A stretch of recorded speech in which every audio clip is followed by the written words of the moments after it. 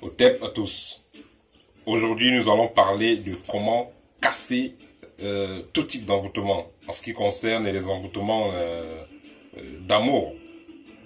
Donc voilà, sans tarder, je vais vous faire un briefing de comment reconnaître si on est victime d'un envoûtement ou alors quel est le comportement qu'affiche généralement ce qui envoûte. Et j'aimerais aussi que vous sachiez que quand je parle d'envoûtement ici, c'est pas uniquement des femmes, parce qu'il y a également des hommes qui envoûtent des femmes. Il y a des femmes qui envoûtent des hommes, il y a des hommes qui envoûtent des femmes. Mais généralement, c'est 75%, je peux dire 80%, c'est les femmes qui sont dans cette pratique-là d'envoûtement. Donc les hommes généralement sont ils sont qu'à 20% environ.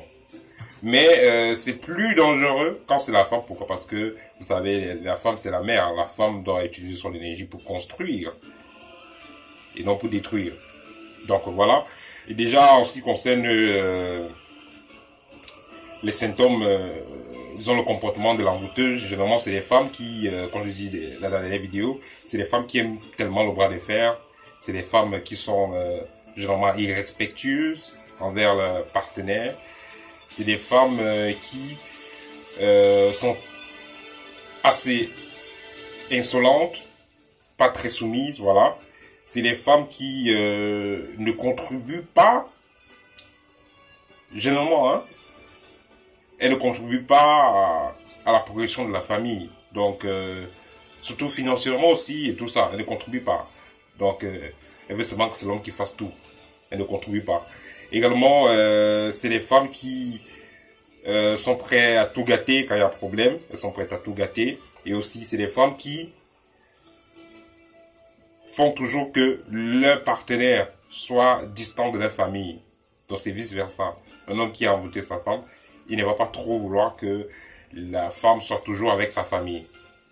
Donc, une femme qui a envoûté son homme, elle ne va pas trop vouloir que son homme soit toujours avec elle va toujours vouloir séparer le gars. On ne sait pas de quoi elle a peur. Elle va toujours vouloir séparer la personne de sa famille.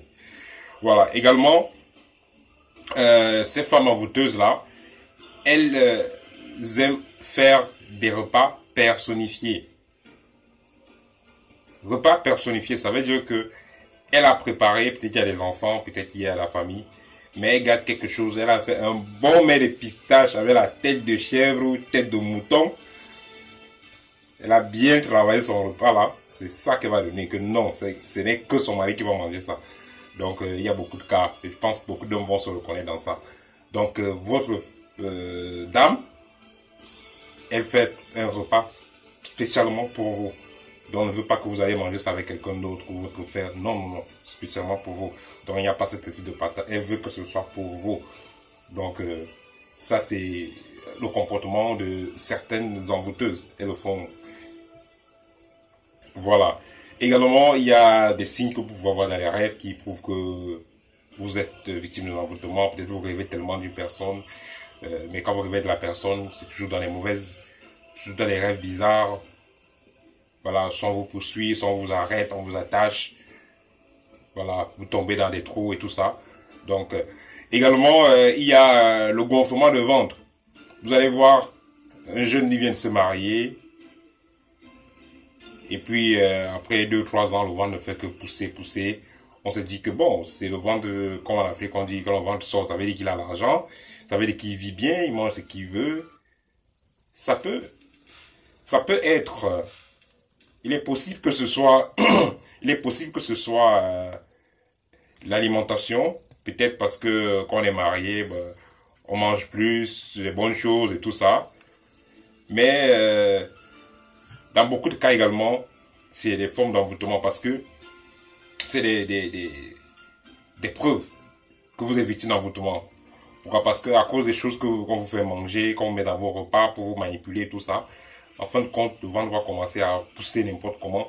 Peut-être que vous ne buvez pas tellement d'alcool, peut-être la façon que vous mangez, ça ne diffère même pas tellement de la façon que vous mangez quand vous étiez quand vous n'étiez pas marié, peut-être vous mangez presque pareillement. Mais après un moment, le ventre ne fait que pousser, ça fait que gonfler et tout ça. Ça, c'est parfois aussi dû à des envoûtements. Donc, c'est pas toujours simple. C'est parfois également dû à des envoûtements. Voilà. Vous savez, pour se protéger donc des envoûtements et tout ça, l'idéal est d'être prudent, de choisir sa compagne, de bien choisir sa compagne, de bien choisir son entourage. C'est ça qui permet de... C'est ça la meilleure chose pour moi, pour éviter les envoûtements. Donc vous soyez prudent. Même si vous avez eu, peut-être que dans votre tradition, vous avez des herbes, des écrous, tout ça, que vous consommez pour éviter les envoûtements. Ça peut aider, mais on dit souvent en Afrique, c'est pas parce que l'escargot n'a pas de dents qu'il faut s'amuser à le mettre dans le caleçon. Donc, pour dire que même si vous avez eu cette protection des envoûtements et tout ça, dans tous les cas, il faudra être prudent parce que c'est essentiel. Bon, pour finir, donc, je vais vous donner, donc, je vais vous dire comment casser les envoûtements. Comment casser les envoûtements. Et comme je vous ai dit, moi je parle des techniques que moi j'ai expérimenté parce que moi-même l'année passée j'ai été victime des envoûtements, des sérieux envoûtements. Et puis j'ai réussi à m'en passer. Parce que vous savez, quand vous êtes envoûté, tout ça, à un moment donné, vous perdez le contrôle. Et puis si vous n'êtes pas assez fort mentalement, vous pouvez vous faire du mal. Voilà, donc pour se libérer des envoûtements, pour se libérer des envoûtements, voilà. Vous pouvez utiliser le bain d'encens. Le bain d'encens. Parce qu'on pense toujours seulement au bain d'eau. Et aussi le bain d'encens. Le bain d'encens que vous allez faire, ça sera avec, vous allez chercher un grand drap blanc, le drap, comme le drap pour se couvrir, un grand drap. Vous allez chercher du soufre. Ça se vend dans les magasins, certains magasins où on vend les condiments et tout ça. Et vous allez chercher également l'encens du village ou alors l'oliban. Je pense que vous pouvez trouver le soufre et l'oliban dans les boutiques ésotériques pour ceux qui sont en Europe. Même sur Internet, vous pouvez commander. Il y a plein de sites pour ça. Également, pour ceux qui sont en Afrique, le soufre, c'est les femmes qui vendent les condiments là, vous les demandez, elles en ont. Le soufre, et ça souvent une couleur jaunâtre, jaunâtre. Le soufre, et parce que le soufre là symbolisait l'élément feu. Donc vous allez également l'encens du village. Donc ces deux là et le drap, c'est tout ce qu'il vous faut. Qu'est-ce que vous allez faire? Vous allez vous mettre nu. Vous le faites tôt le matin avant le lever du soleil. Vous allez vous mettre nu comme vous êtes né, sans aucun vêtement. Vous allumez le charbon, ça rougit. Vous déposez votre encens. Vous déposez un peu de soufre. Vous déposez un peu de liban. Vous couvrez avec le drap. Vous couvrez tout le corps avec le drap. Mais si vous avez des problèmes respiratoires, vous pouvez mettre ça à ce niveau. Hein. Mettez ça à ce niveau. Et que le drap soit là. Et que ça n'arrive que vous ne respirez pas ça. Vous mettez un peu de soufre. Un peu, juste un peu. Pas beaucoup, un peu. Quand vous allez mettre le soufre, ça va faire comme une lumière bleue qui va jaillir. Donc vous mettez un peu de souffle et vous mettez dans votre encens là, vous couvrez tout le corps à ce niveau. Donc si vous n'avez pas mis la tête, vous couvrez tout le corps à ce niveau et vous commencez à parler que à partir d'aujourd'hui vous ne voulez plus être victime d'envoûtement de tel, que tout ce que là il faudra quand même connaître le nom de la personne, que tout ce que la personne X a fait sur vous, que cela soit brisé maintenant. Vous annulez toute forme d'envoûtement qui soit sur votre corps et tout ça. Donc, vous le répétez, vous le répétez, vous le répétez. Vous restez là en méditation. Vous le faites environ pendant 20 minutes. Disons 15 minutes, c'est bon. Vous le faites environ pendant 15 minutes. Donc, vous restez dans cet espace méditatif-là. Et vous imaginez tout simplement que toutes ces choses-là sont dans votre corps. Je vous assure que c'est une excellente technique. Vous savez, rien ne résiste à la puissance du feu. Donc, le souffle symbolise l'élément feu. Et rien ne résiste, aucune négativité ne résiste à la puissance purificatrice et destructive du feu.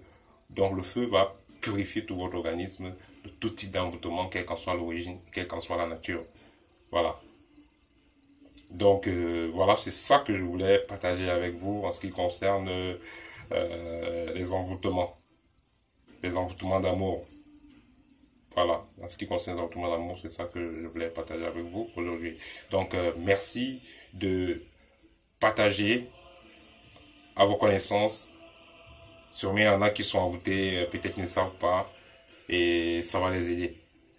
Parce que en plus de ce que je vous ai dit comme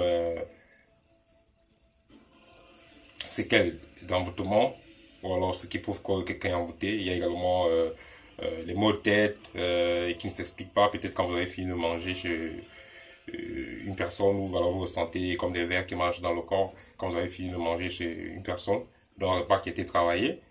Avec des palpitations cardiaques, des troubles sexuels également, tout ça, ça fait partie des conséquences de l'envoûtement, donc quand vous êtes envoûté. Donc voilà. Donc voilà.